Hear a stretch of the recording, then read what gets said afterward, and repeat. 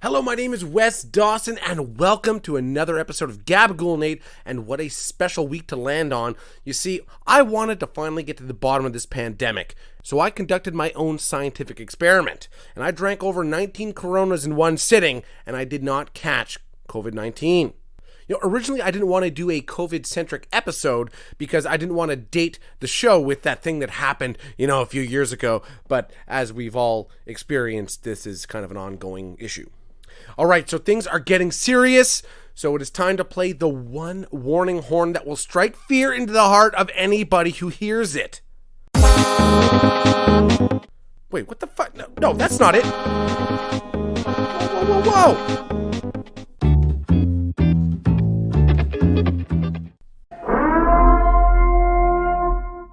All right, we're back on track. I think probably the best thing coming out of the pandemic is that I found out the Venga Boys still perform as a group. All right, so we all have the same question. What the fuck is going on? Yes, we're still stuck in this pandemic. The end is in sight, I guess. That's what I've read online. I don't know if that's anywhere close to reality. You see, and the worst thing about this pandemic is it didn't even kill off the stupid people. It's fueled them. But let's make something very clear. Someone who wears a mask while driving alone in their car and believes every word that the CAQ says, the CAQ is the ruling political party in the nation of Quebec, you're as much of a fucking moron as the guy who thinks doing deadlifts will make him immune to viral infections. Because if that's the case, how's about post-gym stop by my place? I will spit some Hep C into your mouth, and you tell me how you feel in about a week. So the issue in my country is that Quebec went from hardline to, what the fuck are you doing? With no logical trace between these two strategies. It's kind of like how in The Simpsons when Homer wanted to run the sanitation department in Springfield and basically the garbage men were going to, clean your kitchen, change your baby's diaper, paint the house, wear tuxedos, going all out, compared to Futurama's vision of humanity's response to global warming. Have a listen. Ever since 2063, we simply drop a giant ice cube into the ocean every now and then. We are living in the Twilight Zone, except there's no hot pig-nosed nurses walking around, okay? So just for this episode, we have a new segment, Hard Facts. So a polarizing subject here are vaccination passports. Yes, having to provide proof of your vaccination to access various types of public areas. Which side is right? Which side is wrong? Well, here's the thing. Don't really fucking care if you did or didn't get your shots. Nobody gives a shit. Just shut the fuck up and judge people in privacy like a decent human being. Now, specific to Quebec, this is not a stance for or against. I can understand the necessity, but I also see how it's sort of a government overreach and a violation of your privacy. It's much akin to tagging a cattle's ear. But here's my issue with the people who are so vocal about the vaccine passport. Now, if you sat around with two of your digits poking around inside your rump when Loi 96 was announced and you didn't hop onto your social media soapbox to denounce its prejudicial biases and its infringement on the Canadian Bill of Rights, well, you and your hypocritical loose ass can go fuck yourselves, okay? That's the thing about social justice, is you can't just pick and choose when you want to stand up for it. And also just the irony of people seeming to care for societal justice and the rights for all when their individual life has been affected.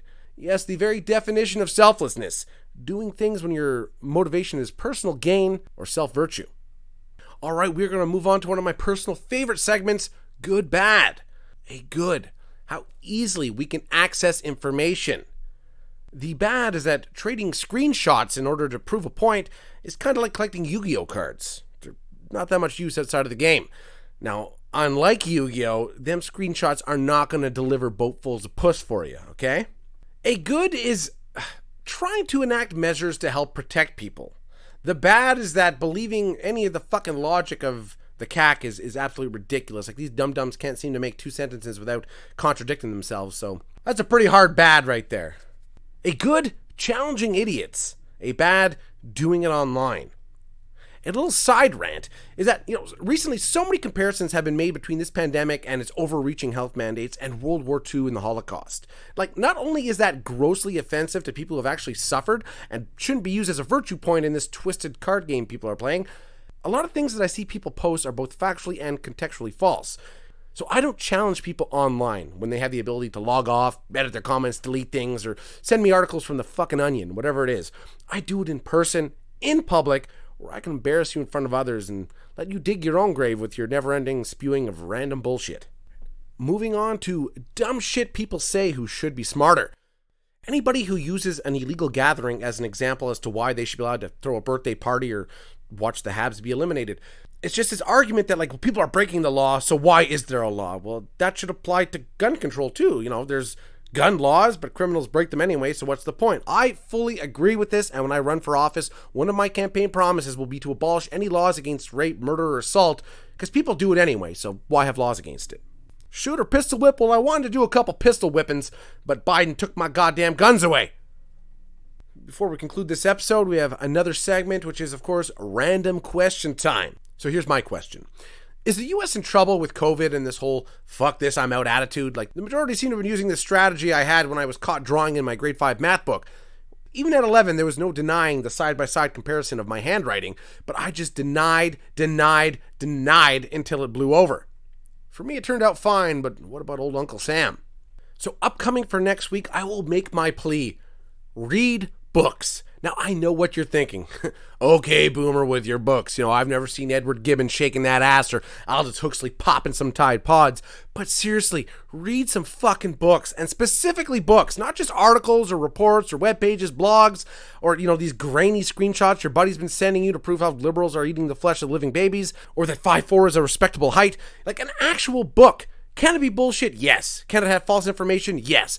But if somebody went through the trouble of writing like 1,200 pages, paid someone to edit that down to 850, had it copyrighted, had it reviewed, had it printed, distributed, marketed, and all that, the amount of work and money that went into that, yeah, it could be complete bullshit. But I mean, all that effort just to try and convince people that forest fires are started by like Jewish space lasers, it's not as likely.